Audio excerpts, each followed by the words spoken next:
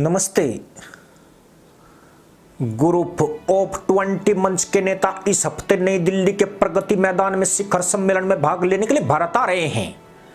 पूरी दुनिया की नजरें 10 सितंबर को होने वाले इस मेगा इवेंट पर टिकी हुई है। G20 के सम्मेलन में भारत की मेजबानी में 40 से ज्यादा राष्ट्राध्यक्ष और वैश्विक संगठनों के नेता अपनी उपस्थिति दर्ज कराएंगे। मगर चीन के तानाशाह शी जिनपिंग भारत की उभरती ताकत से इतने खिंचे कि उन्होंने इस सम्मेलन से ही किनारा कर लिया। वहीं चीन का पिछलग्गू बन चुके रूसी राष्ट्रपति व्लादिमीर पुतिन ने भी जिनपिंग का अनुसरण किया है और उन्होंने भी पीएम मोदी को फोन करके इवेंट में शामिल होने में असमर्थता जताई है। भारत को इन दोनों कम्युनिस्ट के आचरण से कोई हैरानी नहीं हुई, बल्कि जिनपिंग और पुतिन के नहीं आने से भारत और पीएम मोदी की बल्ले बल्ले हो गई है। यानी अब G20 के शिखर सम्मेलन में भारत की धाक स्पष्ट नजर आएगी। साल 2013 में चीन का तानाशाह बनने के बाद यह पहली बार है जब शी जिनपिंग G20 शिखर सम्मेलन में भाग नहीं ले रहे हैं। पीएम मोदी के नेतृत्व में भारत का दुनिया की 5वीं बड़ी अर्थव्यवस्था बनने से चीन बुरी तरह से तिलमिलाया हुआ है।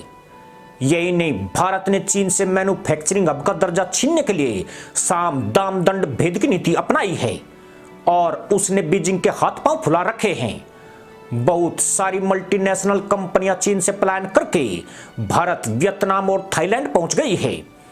भारत ने चीन से आयातित ज्यादातर वस्तुओं का आयात प्रतिबंधित करके उन्हें घर में ही बनाने की कोशिश शुरू कर दी है, जिसके भयावह परिणाम चीन के भीतर महसूस किए जा रहे हैं।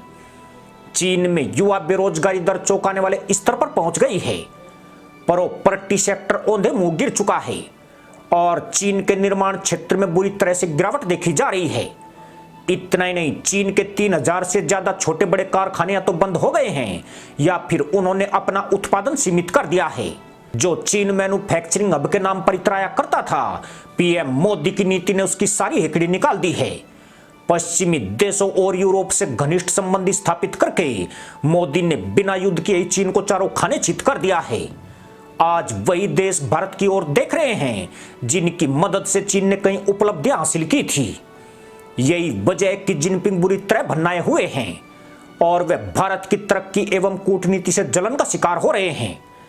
यानी अगर वे नई दिल्ली आते और यहां पर दुनिया के नेताओं को मोदी के इर्द गिर्द देखते तो बच्चे को हार्ट अटैक आना तय था। कोरोना महामारी के आने से पहले शी जिनपिंग का वैश्विक रुतबा हुआ करता था। तब दुनिया के नेता उनसे हाथ मिलाने के लिए व्याकुल रहते थे, लेकिन पीएम मोदी के पटल पर उभरने के बाद जिनपिंग का तेज फीका हो गया है। शी जिनपिंग अभी भी सम्राट मानसिकता में जी रहे हैं और उम्मीद करते हैं कि गणमान्य व्यक्ति उनके पास आएंगे। पर चीन के रणनीतिकार जानते हैं कि मोदी के होते हुए उन्हें G20 शिखर सम्मेलन में गर्मजोशी से स्वागत नहीं मिलने वाला है।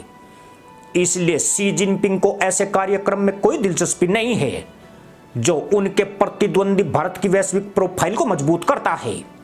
सवाल यह भी है कि पुतिन और जिनपिंग के नई दिल्ली आने से भारत के हाथ में लड्डू क्यों आ गए हैं। दरअसल शी जिनपिंग और पुतिन शिखर सम्मेलन में भाग लेते तो मेजबानों के साथ साथ राष्ट्रीय और वैश्विक मीडिया का अधिकांश ध्यान उनकी गतिविधियों, बैठकों और बॉडी लैंग्वेज पर होता। मीडिया का कवरेज भी शी जिनपिंग जो बाइडेन मुलाकात, पुतिन की मुलाकातें और इन नेताओं की गतिविधियों पर होती। लेकिन अब पूरा ध्यान G20 के एजेंडों पर रहेगा और अब भारत अपनी मर्जी से इस कार्यक्रम की दिशा तय कर सकता है। इसके अलावा G20 शिखर सम्मेलन में नहीं आने से रूसी राष्ट्रपति और चीनी तानाशाह शर्मनाक स्थितियों से बच जाएंगे, क्योंकि यदि वो दिल्ली आते तो पश्चिमी नेताओं के साथ नोकझोंक होना तय था। ताइवान और यूक्रेन मुद्दे के अलावा चीन के विवादास्पद नक्शे और LAC पर तनाव पर सवाल जवाब हो सकते थे, जिससे इस सम्मेलन पर असर पड़ सकता था। यही नहीं, इसकी वजह से G20 को अपूर्णीय क्षति हो सकती थी और समूह विभाजित हो सकता था। ऐसी स्थिति में इस सम्मेलन की अध्यक्षता कर रहे भारत के लिए एक बड़ी शर्मिंदगी हो जाती। यही वजह है कि भारत ने इन नेताओं की अनुपस्थिति को कोई तवज्जो नहीं दी है, बल्कि भारत को प्रत्यक्ष रूप से एक बड़ा मौका मिल गया है। अब भारत चीन की तरफ जाने वाले उस निवेश को भी डाइवर्ट करने की कोशिश करेगा जो अभी भी उसकी उम्मीदों को पंख देता है। भारत दुनिया को बताएगा कि कैसे भारत निर्माण के क्षेत्र में एक विश्वसनीय साझेदार है और कैसे भारत के विकास से दुनिया का विकास संभव है।